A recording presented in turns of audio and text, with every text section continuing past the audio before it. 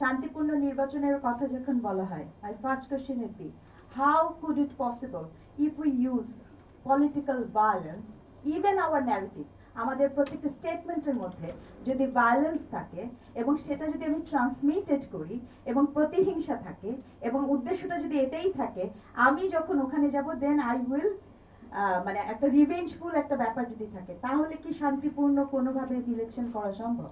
এটা আমার একটা কোয়েশ্চেন।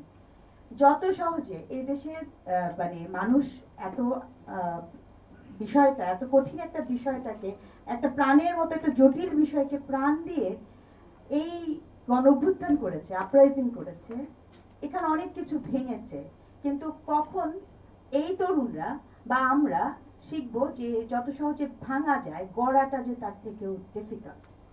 আমাদের কি এই ধরনের গড়ার কোনো প্ল্যানিং আসলে কি আমরা পাচ্ছি কিনা? পলিটিক্যাল রেটরিক, আমি আই এম ভেরি গ্রেটফুল, এখানে একজন বলেছেন, I can't remember, sorry for the name, maybe আপনি।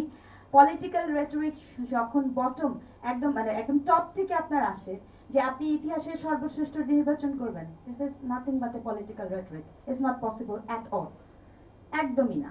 কারণ যে ইলেকশনটি হতে যাচ্ছে, আমি এবং আপনি আমরা মোটামুটি সবাই aware, it is not like 2008, 2008-এর মতো ইলেকশন এটি না।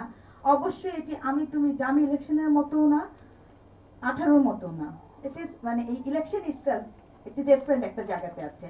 তাহলে সেই জায়গাটাতে যখন নির্বাচনী প্রচারণা এখনো শুরু হয়নি, সেখানেই যখন আপনি ইন্টারপার্সোনাল রিলেশনশিপের মধ্যে কি রিলিজিয়ন, কি ভায়োলেন্স, কি আপনার আরেকজন ব্যক্তির প্রতি আক্রমণ, সকল কিছু দেখাচ্ছেন, সেখানে শান্তিপূর্ণ নির্বাচন যদি হয়েও যায়, আমি আসলে এটা ভেরি ইউটোপিয়ান, যদি হয়েও যায়, আসলে এটা কি কোনো নতুন কিছু তৈরি করে কিনা?